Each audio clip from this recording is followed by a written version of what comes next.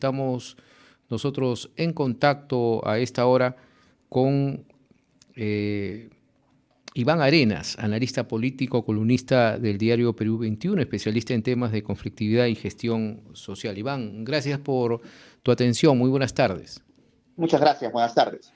Bien, nuevamente, pues, si bien la actividad minera en Patás ha sido una importante fuente de empleo, pero también el causante de muchas disputas de organizaciones criminales que se han potenciado por la minería ilegal, ¿no? Que están causando este tipo de atentados como ahora le ha tocado a la minera Marsa.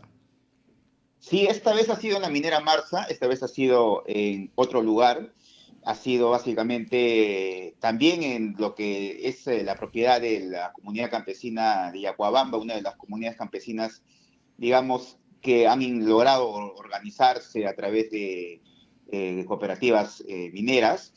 Ha sido, aparentemente, todo indica que ha sido en la madrugada, la información que teníamos en la mañana, donde se habla de 6 personas que habían sido secuestradas, en primer lugar, después fueron dejadas 2 y luego se quedaron con 4, finalmente han sido puestas en libertad.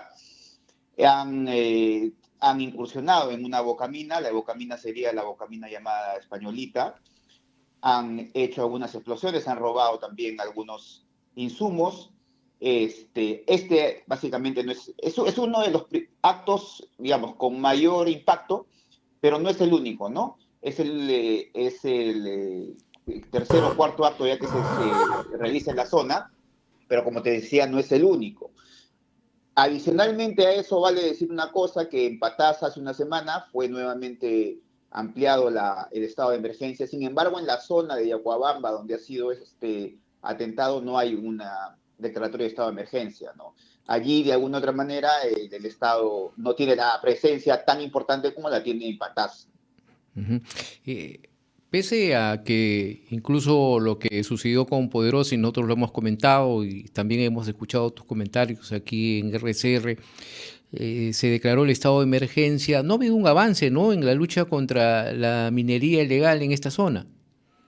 Mira, todo indica que no hay ningún avance. En los últimos semanas se han capturado algunas bandas, se han capturado hubo una captura masiva hace más o menos un mes, donde se capturaron cerca de 30 personas.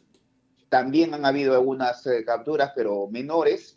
Sin embargo, no, el problema no se ha llegado a solucionar, ni se va a llegar a solucionar solamente digamos, con acciones punitivas, ¿no? Aquí es un problema más de fondo, es un problema básicamente de la organización y consolidación de una ley, de la ley MAPE, pero como te digo, lamentablemente estos actos de alguna otra manera lo que hacen es reflejan que en la zona, básicamente en esta zona donde es importante decirlo también, la ley de mineral, la ley del oro es muy alta, entonces en esta zona es donde se siguen cometiendo algunas cosas. Ahora, nosotros habíamos advertido justamente en RCR que plantear el tema desde el punto de vista punitivo solamente con la acción del Ministerio de Interior no iba a resolver el Uh-huh. problema, porque si tú lo que hacías es declarabas el estado de emergencia solamente en la provincia de Patás y no en otras provincias aledañas, como el caso de, en fin, en este caso del distrito de Yacuabamba, si no declarabas de alguna otra manera todo el territorio de la zona, digamos, la Sierra Norte liberteña, la Sierra Liberteña, si no declarabas en emergencia, entonces era muy difícil que inclusive una acción punitiva, en este caso de las autoridades y sobre todo la Policía Nacional y la Fiscalía, iban a resultar. Y no nos hemos equivocado, ¿no? Uh-huh. ¿Y qué crees que, Iván, no se ha decidido por parte de las autoridades centrales de declarar en compacto todo este estado de emergencia? Me imagino que hay asesores que le dicen, hay personas entendidas en el tema, así como tú, Iván, que le pueden proponer esto al gobierno y no se decidió ello.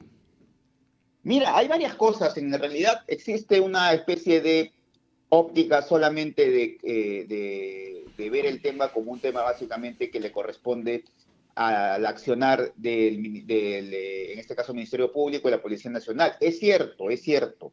Es cierto que este tema de la minería ilegal, básicamente minería ilegal, como se llame, la minería ilegal, como se denomina, solamente está, como es ilegal, entonces está en competencia en este caso del Ministerio del Interior, el Ministerio Público y sobre todo de Policía Nacional, es cierto. Pero este no es un tema solamente ilegal, porque los mismos informales en vías de formalización también tienen de alguna u otra manera una línea muy delgada con respecto a la ilegalidad, o los propios ilegales utilizan los recursos de la minería, los mineros ilegales, en este caso el Reinfo, para poder realizar, digamos, para poder hacer precisar minería. Entonces, este es un tema que va más allá de un tema punitivo, ¿no? Más Es un tema complejo, que, ¿no? Es un tema más complejo, Iván, exactamente, porque así, por ejemplo, en este corredor de los Andes de la Libertad no suele, no, hay que decirlo, no hay solo minería ilegal, sino también otras actividades ilegales como tráfico de drogas. exactamente, y un tráfico de drogas que proviene desde, acuérdate tú que viene, hay un corredor que viene desde Tocache, que se traslada, que va hasta Huacrachucro, que está entre Ancash y Huánuco, y luego se va hacia la Sierra Liberteña. Ese ha sido normalmente un tránsito de droga, un tránsito de narcotráfico hasta Paita. Ese ha sido el tráfico, ese ha sido el tránsito de tráfico de drogas, y allí ya varias personas han intentado lavar el dinero que tienen justamente en inversiones de minería ilegal, ¿no? Entonces, el tema no es tan sencillo, porque si tú lo ves, este tema solamente como un tema punitivo, no vas a poder solucionar, inclusive, así quieras, así actúes con la mayor eficiencia y vehemencia, no vas a poder resolver el problema. Es un problema, como te decía, que es un problema que va a crecer. Desafortunadamente, y vale la pena decirlo, que la información que se tiene es que si bien habían algunos actos de minería ilegal en esta zona, es decir, Yacuabamba, Marsa, no eran de la manera como se estaba dando en Patás contra la minera Poderosa, ¿no?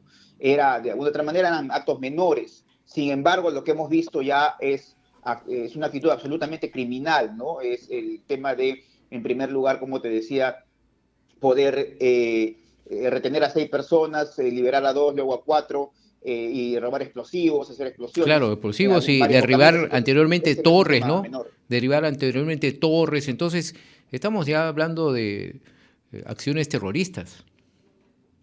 Sí, estamos hablando exactamente de acciones terroristas en el sentido de que todos estos actos generan terror, sobre todo en la minería formal, la minería moderna. Entonces, estamos frente a un momento muy, muy difícil, un momento en el que, como te decía, la acción del Estado, es decir, la acción punitiva que está realizando de poder ampliar los estados de emergencia, no están sirviendo, como te decía, porque el tema es más complejo, como te decía, aún así establezcan solamente en Patás los estados de emergencia. No, la minería no se dice, la minería ilegal no solamente se hace en Patás, se hace en otros lugares, Huamachuco, en fin. Entonces, no era prudente solamente, desde el punto de vista policial, no era solamente prudente declarar estado de emergencia en esta zona de Patás, sino en toda la Claro. sierra, porque son corredores, porque esto es un corredor, eso es una cosa importante también.